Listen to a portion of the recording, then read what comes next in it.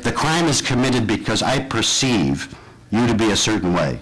It's a huge loophole that you could drive a truck through. It was a bad piece of legislation. People that hurt another person for any reason should go to jail.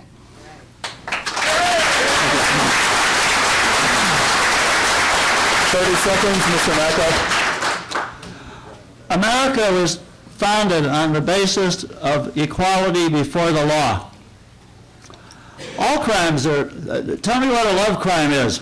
All crimes are hate crime. If you kill somebody or rob somebody or hurt somebody, that means you don't like him. We don't need hate crime laws. We don't need to punish people more for some people. This would cause some people to be punished more, some people to be punished less. It's un-American. And one good thing about Obama's campaign, it shows there's no anti-black racism of any power in the United States anymore.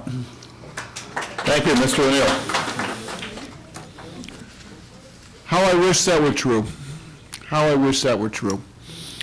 I was a civil rights lawyer and I represented the Ohio Civil Rights Commission. Steve, you missed an opportunity there to stand up for the American way.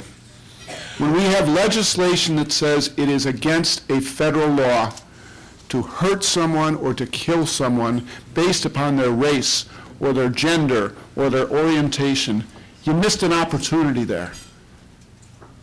To suggest that it's an opening for trial lawyers is wrong. The reality is 12 jurors, I think, can very easily decide whether or not it's a hate crime. You missed an opportunity, Congressman. Thank you, gentlemen, and thank you, audience, for those questions. Now, I will have a final question for the candidates with a time of 2 minutes. Sirs, these 2 minutes does include your closing statements. The candidates will answer this question in reverse order from the opening, so Judge O'Neill will go first. The question, sir, State Issue 2 is a bond issue to create a $200 million debt to protect air and water as a district with many miles of lakefront. How do you plan to vote Tuesday on State Issue 2, and why? State Issue 2 is a great issue, and even if it costs us some money, we have to look to the future. The reality is the greatest asset we have for jobs in Northeast Ohio is Lake Erie. It is a source of free, open water, and any issue that's going to protect our air and is going to protect our water, I'm for it, and I encourage everyone to do that. Any closing? You still have another minute.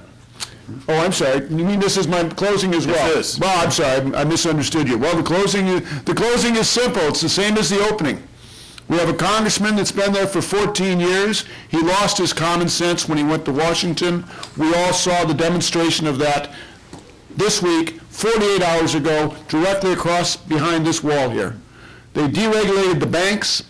He took $1 million from the banks collapsed, and then $7 billion of our money was spent to crush National City Bank. And let's ask ourselves, what is the congressman suggesting is the answer? A letter to his friends in Washington? An investigation? That's what we're going to do to save 2,000 jobs across the street? It's unacceptable. If the folks in the 14th Congressional District are happy with staying in Iraq for another 5 years, then they should keep Steve. If they're happy with the 45 million people that are shut out of health care in America, then keep Steve. If you think that the banks should be able to do whatever they want to do while contributing to Steve, keep him. But if you're looking for change, if you're looking for common sense in America, if you're looking for a retired lieutenant colonel, registered nurse, retired judge, I'm your man. I'm Bill O'Neill. I respectfully ask for your vote. I want to be your congressman. Thank you, sir. David Macko, you have 2 minutes, including the answer to the question, how do you plan to vote Tuesday on State Issue 2 and why? I voted absentee and I voted no, of course. People who cause pollution should pay for it, not the taxpayers and children and grandchildren of the taxpayers. I generally vote no for any tax measure or bond measure. I want to quote from a book called The Law by Frederick Bastiat, one of the great statesmen of the mid-19th century France. And now that the legislators and do-gooders have so futilely inflicted so many systems upon society, May they finally end where they should have begun. May they reject all systems and try liberty, for liberty is an acknowledgement of faith in God and in his works. I'd like to end this by asking you one question. Why not vote Libertarian?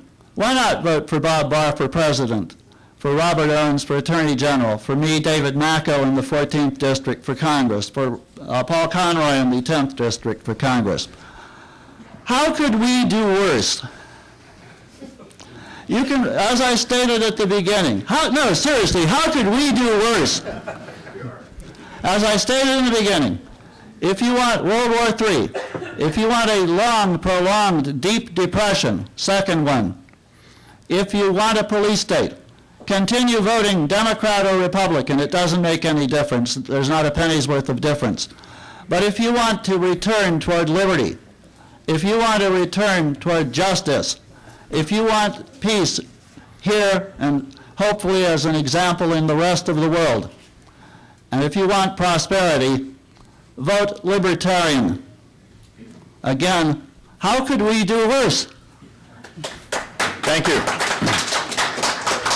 Lastly, Mr. LaTourette, 2 minutes, including the answer to the State Issue 2 question. I'm going to vote yes on Issue 2 next Tuesday. I want to thank the City Club for hosting this. I've enjoyed I've enjoyed most of the debate. Haven't enjoyed it at all. But I do want to go back to just a couple of things because, again, folks, go to factcheck.org. Graham Leach Bliley didn't cause the problem. Sherrod Brown took $1.4 million from these same entities. He voted for Graham Leach Bliley. Ted Strickland voted for Graham Leach Bliley. Chris Dodd, who's taken $32 million from financial services, he voted for Graham Leach Bliley. And it's just not true, first of all. And then second of all, in this $1 million business, that comes from, you should go to opensecrets.org. And it's not $1.1 million. It's a combination of money from real estate, insurance, commercial banks, securities and investments, and accountants. If you go to opensecrets.com, Bill's commercial said that Wall Street has enough congressmen, and we need a congressman that's not going to take one dime. Well, sadly for Bill, using the same fuzzy math that he uses for the $1.1 million, if you go to opensecrets.com, he's taken $17,000 from these same entities. So apparently he's not in a big pocket of the banks, just a little pocket of the banks. Judgment is an important part of any job in public life, and the judge is proud of being a judge, and I know that he was a judge. But I want to leave you with just a couple of cases that the judge ruled on while he was a judge in the 11th District Court of Appeals. One is State versus Brandt, which was a conviction for rape. In that case, the judge wrote that rape is a crime of violence, which we all agree on, which ultimately devastates the life of two people. It's beyond question that emotional damage is suffered by the victim.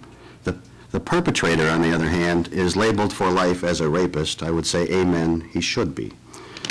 Then, my favorite, though, is fellow State versus Hall, 2005, fellow convicted of crack cocaine in a high crime area, saw a policeman and fled.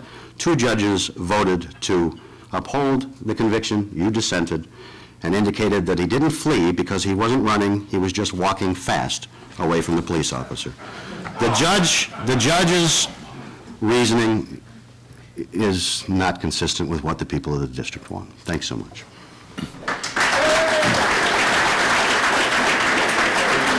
Stephen LaTourette, David Macko, Bill O'Neill, thank you so much for your time. Thank you, audience. I'm Rick Jackson. Sanjeev will close us.